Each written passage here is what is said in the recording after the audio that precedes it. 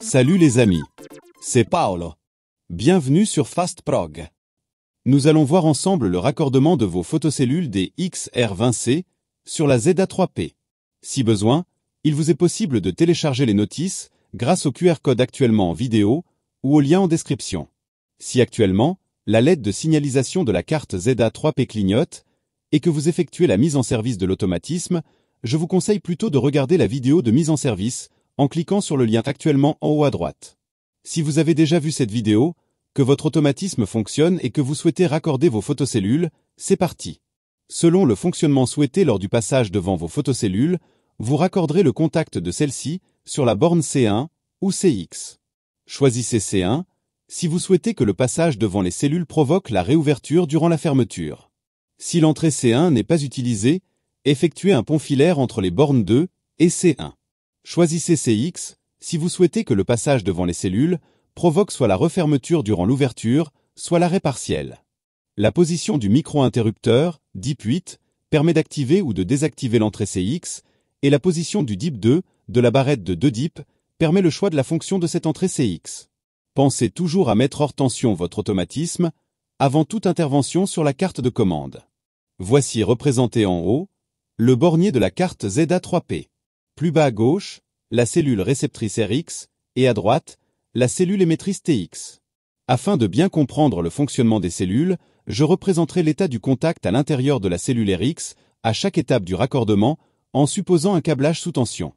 Vous n'êtes bien évidemment pas obligé d'effectuer votre câblage dans l'ordre présenté maintenant. Actuellement, le contact est ouvert. La borne 10 de la ZA3P doit être raccordée aux bornes 10 de chaque photocellule. La borne 11 doit être raccordée aux bornes 11 de chaque photocellule. À cet instant, si les photocellules sont bien alignées, le contact de la photocellule RX se ferme. Ensuite, le 2 de la ZA3P sera raccordé à une des bornes out de la RX. Puis, l'autre borne out de la RX sera raccordée à la borne C1 ou CX selon la fonction souhaitée. Et voilà, le câblage est terminé. Logiquement, si tout va bien, la LED de signalisation sur la ZA3P devrait s'éteindre. Si au contraire, cette LED reste clignotante, pas de panique. Jetez un œil à la vidéo de mise en service de la ZA3P. Assurez-vous que rien ni personne ne se trouve entre les photocellules. Voici en vidéo la signification des voyants LED des DXR, dont celle vous permettant de vérifier l'alignement. Contrôlez la présence de tension entre les bornes 10 et 11, elle doit être d'environ 24 volts alternatifs, si ce n'est pas le cas, contrôlez les fusibles. Vérifiez à nouveau le bon câblage.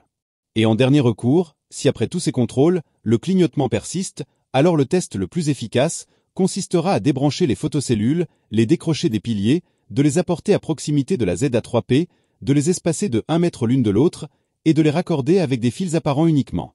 Cette technique vous permettra de déterminer si vos photocellules sont défaillantes ou pas. Avec tout ça, ça devrait le faire. Si cette vidéo vous a permis d'être plus rapide et efficace, continuons à travailler ensemble. N'oubliez pas le pouce ou le petit commentaire, et n'hésitez pas à vous abonner, afin de découvrir le monde facile de FastProg. Pour la programmation de vos télécommandes, d'autres dispositifs de sécurité, ou l'accès directement à la chaîne, cliquez sur le lien qui vous intéresse. Arrivederci, alla prossima!